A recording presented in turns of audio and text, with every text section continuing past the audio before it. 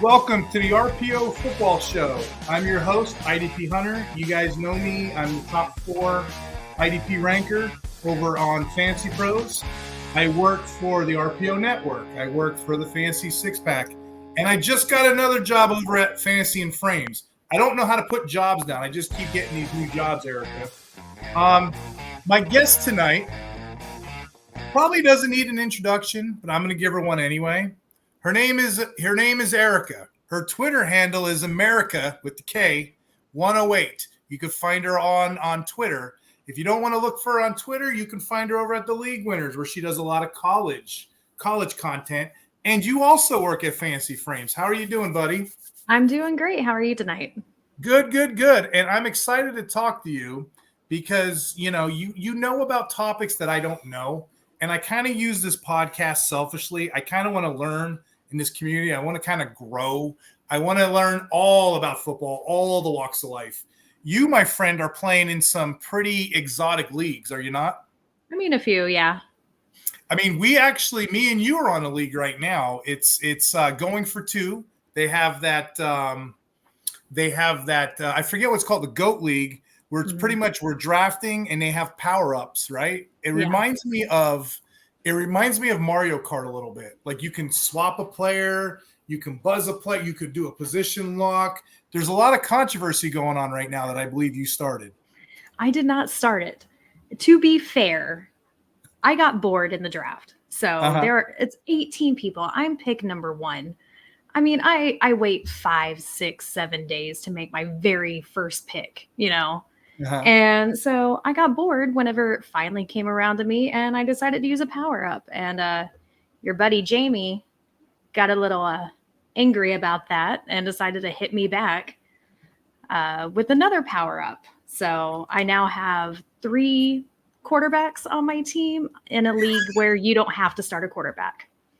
If anyone on Spotify or on YouTube wants to know what the heck we're talking about, just go ahead and hit me up in the message. Jeff Lambert has this incredible league he put together. I can send you the bylaws. We all get 1 power up, which I chose to block because I wanted to avoid all that. You know what's interesting, Erica, what you're telling me here? There's 3 sides to every story. There's your story, there's Jamie's story, and there's the truth. I understand that he asked you not to hit him, and then you asked him not to hit you, but you went and betrayed his trust. Is that true? To be fair, when him and I were chatting at the expo, there was some alcohol going around, and I don't remember the exact words of that conversation. So, to be fair. But no, seriously, that's just one of the many exotic leagues you play in. You play in leagues that I haven't played in, so I'm kind of interested in your take here. You play in Devy Leagues. Can you explain that? What is a Devy League to you? Yeah, so I specifically play in a Campus to Canton League. And so what it is, it's played over on Fantrax, which is a whole different site from, a lot of other things. I think they have baseball and like hockey on Fantrax, but it's mainly used for all college football leagues. And so what you do is you have a league of college players, and then you have another Dynasty league set up over on Sleeper or whatever your preferred app is. And whenever your college kids graduate to the NFL, you automatically get those players onto your NFL roster. So, and that's a good question. So like a Devy League in the Campus to Canton, because I don't really know a lot about them. I do know Devy is short for developmental players. I want to say Scott Fish was one of the first. I think he might even invented Devy about 10 years ago. I'd have to check on that. But I know there's standard formats. I've seen around, they have these drafts. They take high school players and they keep them. They have 5 to 7 rounds. What kind of formats do you play in? So mine is this. I haven't played in like an actual Devy League. I've never gone high school level. That seems super, super intense. College is already intense because there's so many colleges out there, players from everywhere. So I specifically do college, and I tend to just draft the players that I know of. I watch a lot of Big 12 football, a lot of Oklahoma State Cowboys, my alma mater.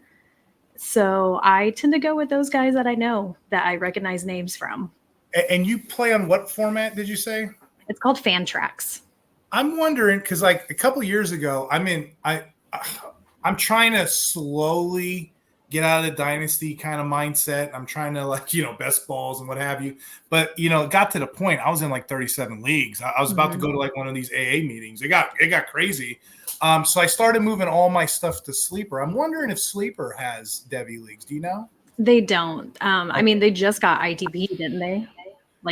I mean, and the scoring is so off, which is good because sharks like me and you, we could exploit it. So I gotta ask. I'm just gonna go with the elephant in the room here, right? Okay, You don't look like my usual guest, Erica. You don't. What got you interested in football, fantasy football, or just football in general? What got you started doing this? Yeah, so I've been watching football most of my life. Most of the time when I was a kid, I did not like football. I would just sit there and watch it with my family, especially on Thanksgiving, holidays, and everything. Mm-hmm. I'm originally from Oklahoma, so there is no pro football team. So around my house, it was college. You were either an Oklahoma Sooner or OSU Cowboy. And so my family was actually divided on that. Like half of my family loved the Sooners, half of my family loved the Cowboys. So I grew up basically watching college football every Saturday with my grandpa. And then whenever I moved and went to college in Stillwater, I went to every single home game, never missed a single game my 5 years there. And I just fell in love with football. And that's all it took. That one, that instant sitting with your family on the couch watching football. You said you're from Oklahoma? Is that what you said? Yeah, Oklahoma. Yeah, I noticed like Midwest, Southern families, they watch the games together. Us Yankees up north, it's kind of like just, it has its own little category. So that's so neat. No professional football. So that does make sense. That does make sense. You're over here, getting into the college game, which is a different mindset. And I feel like in the South, like you have your football fandom in the South. Everyone is a fan of something. Even if you don't watch football, you're still going to root for someone just because your family has, like, for years. And then, that's true. Because, up north, maybe Michigan, you don't hear too many people like, oh, Penn State, look what Rutgers did today. No one really, we don't care as much. We're more like professionals, like our market. So that's how you got into Devy's in college. How many Devy Leagues are you in? I am in 2. So, yeah, trying to, keep it low right now. Slowly get into it. When you keep it low, it's great, and you can focus on one thing. When you're in over 30, it gets out of control. Exactly. Like I said, I was in all these leagues. Dynasty used to be a thing. I'm like, wait, what? And then the more you play, the more leagues you have. It's frustrating. It really is, because now you want this guy to score points, right? If you're in a 2.2 team, two leagues, now you're in 20 leagues. Well, he can't score these many points because I'm playing against him over here. Yeah. At this point, I'm in so many dynasty and redraft leagues where I'm just rooting for everyone to have fun. So what kind of dynasty leagues what kind of leagues do you play in general? So I have 7 dynasties and then maybe 6 redrafts. Okay. I started doing dynasty maybe 5 years ago. I think this is my 5th year in 2 leagues. So I shouldn't say this over the podcast because I have friends of mine, they're diehard dynasty phenoms, and they're lazy. They just sit there. They won't trade. They won't make moves. That's boring. If you're in a 12-team league and 4 of them don't play, you're playing an 8-man league. It's what you're doing. It's boring. And they refuse to play Bestball. And I'm like, wouldn't that be best suited for you? You just click your player and you just leave it. I've been playing a lot of Bestball, especially IDP. Holy cow, is that addicting. Especially if it's certain scoring settings. Oh my God, there's a strategy to it. I'm telling you. In regards to Devy though, because I've heard different things. I've heard a couple of my friends were saying, your first time manager, go get your guy. But then I've also heard, draft the top end running backs. They typically have the best return strategy. Then I'm hearing another one of my friends. He's like, no, get the 5-star recruits because there's a 60% hit rate on those guys. I don't know. Is there a certain way to go about it? What would you say to an audience, or what would you do? I mean, I would definitely say just in any league, go for your guys. I'm a big believer in, if you believe in someone that they're going to do something, then go and draft them, whatever league you're in. But 2 years ago is when I started my first C2C league, and Oklahoma State fan, never really done any kind of dynasty league like this. And so I knew my Oklahoma State players, and my roster is full of them now, which one of them happens to be the best running back in the country in Ollie Gordon. So he's going to be, top draft pick next year, but I got him super late in my very first C2C just because I knew him as a player from Oklahoma State. So you never know. You can find those diamond in the roughs. So you know what's funny? Like when you listen to I don't know if you're listening to my podcast, you'll hear me talk about college. Like, oh, this guy had 2,000 tackles. I really don't know. I'm regurgitating. Right around Super Bowl time is kind of when I start, and I start researching college. I'm not really into it. Like you're saying names I don't know. Mm-hmm. You're saying people I don't know. But you did reveal a strategy. If we do play a Devy together, you just go get your guys. You don't care. You just go. See, I have to have like a thought. Like, oh, if I know it's tackle heavy, I'm going linebacker. If I'm going, you play a lot of IDP too, don't you? I am in, I think, 3 IDPs, but they're very not IDP heavy. Just a couple IDP players. So. IDP, they call us degenerates. Mm-hmm. This is a unique bunch of people. Okay, we are a unique breed. You'll hear the offensive guys like, oh, I got Blake Corum. Yeah, but you'll see the defensive guys just getting all excited, getting all crazy. How did you go from over here with the nice people to the degenerates of IDP? What got you into IDP, I guess is what I'm asking. So actually, I joined a keeper league a couple years ago, and they had – I think we do 4 IDP. Had no idea anything about IDP. So I had to do some research on that one and had no idea what I was doing. I was like, I know this player kind of, but I don't know the best kind of player to get in the scoring format. So I'm showing my age again. I have a 18-year-old league. Mm-hmm. Just a bunch of dudes get together. And it was cool because we had like one high school kid. He did like 90 moves in a season. And now he's like an older guy. He has his own podcast, right? We all used to get together and do the draft. It was a keepers league. Then I realized people get older and they don't want to do all that. So I switched to Dynasty. Mm-hmm. Then I switched to this way, this, that. So now it's just a bunch of dudes just going on a computer screen. We moved it all to Sleeper. But the minute I added IDP, they all came back to life again. They're like, oh, this nose tackle did this. This linebacker did this. It's so funny. This is something you may be interested in. I don't know if you ever heard of the IDP Center. It's just something that we plug a lot on the channel. The IDP Center, they have various leagues. They have Devy Leagues, which I haven't played yet. They have Bestballs. They have redrafts. Some of them are money leagues. Some of them are actual some of them are free leagues. I'm usually in the Discord and I'm talking smack because they recognize my name. So like, oh, it's IDP Hunter. Let me ask this and that. But I just have fun. It's off of Reddit is where it started. There's like a little Discord button. Mm-hmm. And we all just started growing. This thing grew fast. There's over 400 managers in there. Actually, there's over 1,000 managers. There's like 400 experts in there now, allegedly. And they have a trade value chart in there, which values, your different leagues. So the way I've been spinning it, Erica, I've been spinning it like, hey, when you go on the IDP Center, you look at your trade chart, because I get so annoyed with those trade calculators. One trade setting will tell me Justin Jefferson is worth the same as TJ Watt. Mm-hmm. Then I'll go on another calculator that says TJ Watt's the same as Devin Singletary. Big difference. What gives? Right. You know what I mean? So literally you can click on the community, just see what's going on. The links are in here. But yeah, the chart is kind of neat because with IDP, context matters, what format you're in, what have you. This is the IDP Center. It's kind of neat. And like I said, I'm in there too. I just there's so many guys from all around the world. I have people from Serbia messaging me in there. I'm like, Serbia? What are you doing following IDP at the IDP Center? Right. But yeah, it's an up and coming site. It's so fun. I didn't want to touch the Devy stuff until I talked to you first, just to get kind of a practical side of it. Here's another question I have for you. Do you follow different schools? Like if it's an Alabama guy, do you take them or what's your strategy when you say go get your guys? So I watch a lot of Big 12.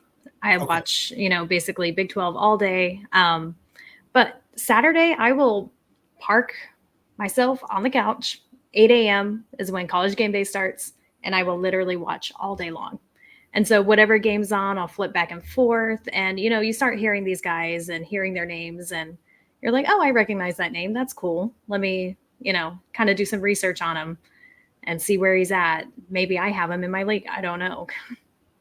Yeah, and then I've heard that too. Like especially like newer managers, they will do a lot of that. Go get your guy after all, like the top, like I don't know, the top. I'd say 150 go off the board. How many when you're doing your how big is your talent pool? Do you guys go through the whole thing, or is it the top 100? What do you do? It's all of it. Okay, Basically every single offensive player in college. So that's neat. Like, yeah. So from, Division 1 to like Division 5, whatever, like all of it. So I don't know if you're up on it because, like, again, I'm not that far ahead yet, but I do know, like, in the off season, I'll study like around Super Bowl time. I guess this isn't a big college quarterback draft class coming up. It's more of a running back, would you say? I would say, and another wide receiver group. That's pretty good. Mm-hmm. Good. Yeah, because that would be my problem. If I'm going after my guys and I like this quarterback, now I'm stuck on him for the next 10 years. Mm-hmm. You know what I mean? So anyway, I don't know. But so like what advice would you give a new owner, or better yet, what would be the one thing that you wish you knew before you embark down this road? You're like, what would be that one thing you think? If you only say one thing, what would it be? I would say do a little bit more research before you do your very first draft, because your very first draft will kind of set you up for years to come. So I ended up drafting like a lot of seniors, which was good because now they're on my NFL roster, but I wish I had gone younger as well. So every year we have a supplement draft where we can draft, up to 16 to 20 players that are like the new incoming freshmen or just someone who never got picked up off the waiver. And yeah, definitely do a little bit of research and take some of the younger guys and not just the seniors and the names that that are currently starting, because you got to build that depth for later on. And that's what I was going to ask you earlier. I'm glad you said that. So it's better to get younger players than see. Oh man, you're so far ahead of me with this because I don't like. I know them when they're 5-star recruit. That makes sense. Mm-hmm. I know them when, they're already talked about. But how do you project that high school kid going into year 1, year 2 of college? That would be the hard part, I think. Yeah. And you don't. I mean, sometimes it's a dart throw. I mean, just like these colleges, they don't know if a 5-star prospect from high school is actually going to be, good at the college level, or even, a high draft prospect in college is going to be good at the NFL level. I mean, we saw Zach Wilson. Oh, did you? Oh, there you go. Neat. Well, when you look back at these, hey, I seen Zach Wilson in another year or two. Probably can't tell that story, can you? So, because he may not even, the way he's going, third string quarterback, what have you. But that would have been neat like a couple years ago when he was, rookie for Jets. So there's another question I wanted to ask you. What are some neat stories that you've had, or anything like rewarding, Rich, that you would say, hey, when I played in this Devy League, this happened to me, or I seen this happen? Anything like that? I mean, nothing really. So I like fan tracks for what it is, but there's not a lot of communication, in my leagues, and my leagues are still pretty new. So we're not, 3, 4, 5 years deep yet. This is only our year 2 for this. So I shouldn't tell you this. I'm in a 32 team league, and the first year everyone's going after it. We had 120 trades. It's really not, and I'm the commissioner. It's really not that much. If you think about it, it's like 3 or 4 per team. And then like the second year we had like 90 trades or whatever. And then the third year, it's been going down. We're on year 5, like you said. Mm-hmm. And what's interesting, what you said, the average Dynasty league, it only lasts 3 to 5 years. Mm-hmm. It does. And then they just crash. So I'm like this right now. And I'm like, are they good? I'll probably repost this in there. Are we good? Give me a thumbs up. Mm-hmm. You guys still good? And yeah, we go way deep to the point, almost like a Devy. We're trying to evaluate. Like I just picked up, I don't even know if you know this guy is the wide receiver Fountain of the Lions. Mm-mm. Just because I heard a report he's playing with the ones in preseason. That's how degenerate we get. I was so proud a couple years ago. 2 years ago. No, it would be 3 now. I'm so proud I picked up Justin Matabuke of the Ravens. Mm-hmm. It was before he was a nobody. And I'm like, oh, okay, let me trade him away for a bucket of French fries and chicken wings and a 3rd-round pick. And then he blew up. I'm like, you just never know in those kind of leagues. Mm-mm. That's what I feel like you got in yours. Like, you just don't know. Or do you know? Is there a strategy to it? Like, is there how do you scout? I mean, you can draft, a starting quarterback and they still not be good for your team. Just like NFL, it's kind of the same way. You never really know until they're actually on the field. And even then, college, you can get benched pretty easily. You can, get benched for that backup QB who may not even be anywhere on anyone's roster. Yeah, see, I feel better with professional because, again, another secret. I did a Dynasty pod not a couple, probably about a month or so ago. Mm-hmm. But like with fantasy football or Dynasty in general, I can follow the money. If you're going to pay Zaven Collins another year, you have no choice but to start him. He could stink. You're still going to start him. So a couple of guys like that. Okay, I can kind of wheeze that in. And IDP, the money, I follow the money and I follow the snaps. That's pretty much a tell. But I don't think there's any tells for what you're doing. You're just it's like Chinese checkers a little bit. It's like backgammon. You're just literally just moving your pieces where the dice tells you. It's a little dangerous to me. I need a plan. And like you can draft QB1 for Alabama or QB1 from Ohio State. And they still may not be fantasy good. Uh-huh. And then you could grab, FAU's quarterback or SMU's quarterback, some kind of nobody from a no-name school, and they be killer for your fantasy team. Gotcha. I just wanted to transition real quick. I wanted to put up a little promo that we're doing. So this is the Smash Up Fantasy Sports site. The IDP Center guys are kind of doing this, so I just kind of wanted to put this out there. It's a free game going on right now, and there's different prizes that they're doing. Pretty much the company's willing to fund the prize. It could be up to $200. They're just trying to get a bunch of people to play this thing. So over on the IDP Center, there's a couple different links for it. I just wanted to put that out here since we're talking about games and everything, Erica. It's the Smash Up Fantasy Sports app. And I don't nowadays, I really don't play on too many other things other than Sleeper because I'm old and I'm cranky. I know what I like. I go to my phone, I load my teams. But I think I am going to check out the Smash Brothers, and I'm definitely going to check out a Devy League. So if you have any Devy Leagues out there and you're interested, let me know by all means because I kind of want to expand my horizons, Mm-hmm. What got you into writing and podcasting? So I actually went to school for journalism. And then after I graduated, it kind of got put on the back burner for, one reason or another, and ended up getting a job in sales and just not doing really what I want to do. So, whenever the opportunity came up to write for the league winners, I jumped at it. And they started out doing fantasy, but we've transitioned over the last year to more college heavy stuff and just football focused in general. So it's been really fun. I'm writing over there about the Big 12 and Oklahoma State and focusing on that now. Holy cow. And then we have a mutual friend in Jorge. Yeah. Jorge's great over at Fantasy Frames. I got to give him a plug. He does that Shoot the Gap pod. You're on a show over there too, right?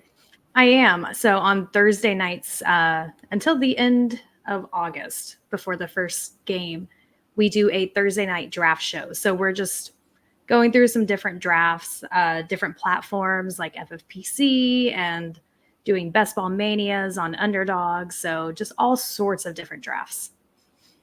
So you heard it. If you guys want to follow Erica, you can follow her on Twitter, America. You can join these crazy leagues that we're in, like the GOAT League right now. Jeff will probably be listening to this as well. You can follow her over at the League Winner, and you can also follow her podcast over on, and that's kind of interesting. So I knew you were on one. I just didn't know what you guys are doing over at the Shoot the Gap.